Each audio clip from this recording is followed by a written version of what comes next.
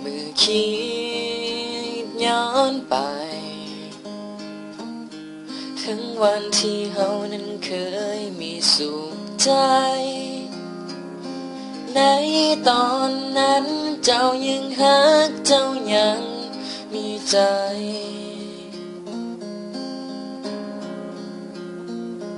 เป็นหวานซึ่งเท่าใดเบิ่งแล้วเหมือนว่าจะบ่มีวันเปลี่ยนไปคำว่าฮักว่าคิดถึงว่าจะมีเพียงคอยคนเดียวตลอดไปแต่พอเมื่อหันมาเบิ่งตอนนี้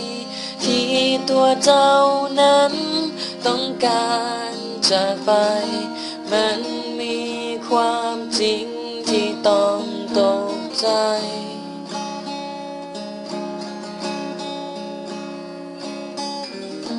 สิ่งที่ดีที่เคยมีให้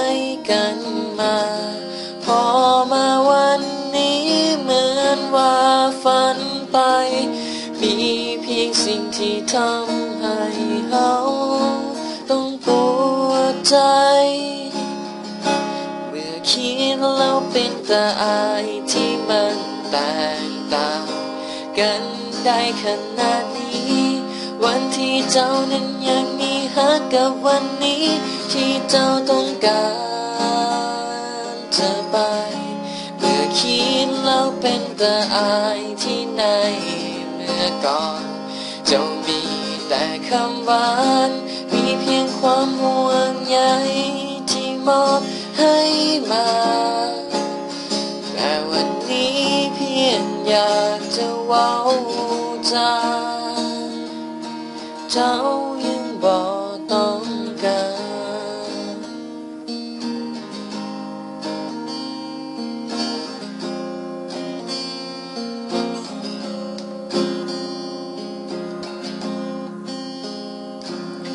ตอ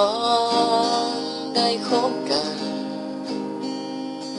เจ้านั้นคอยเอาอกเอาใจ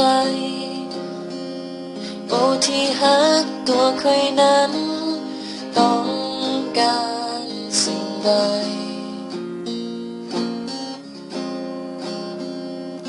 โทรหาทุกวันคอยเป็นห่วงเป็นใยโอ้ที่ฮักหากวันใดขาดคอยไปเจ้านั้นคงจะขาดใจ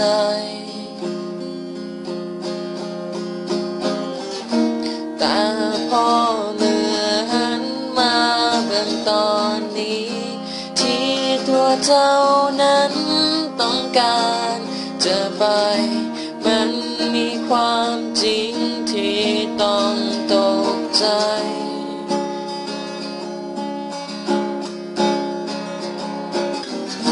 สิ่งดีๆที่เคยมีให้กันมา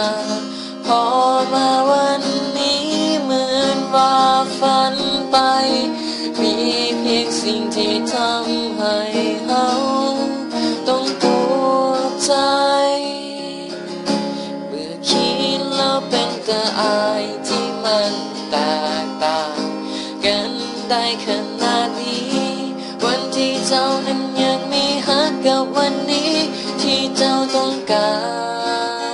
รจะไปเมื่อคิดแล้วเป็นตาอายที่ในเมื่อก่อนเจ้ามีแต่คำหวานมีเพียงความห่วงใยที่มอบให้มาแต่วันนี้เพียงอยากจะเว้าจาเจ้ายังว่าลำคา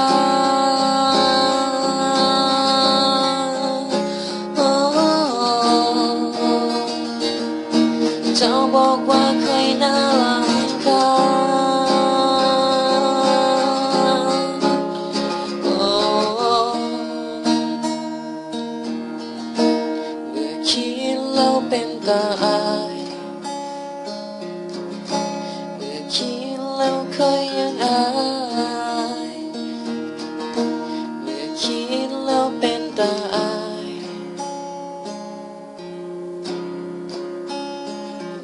ในเมื่อก่อนเจ้าบอกเคยไว้ว่าเธอหักใครนั้นตลอดไปในวันนี้เมื่อเจ้าหมดใจเท่านั้น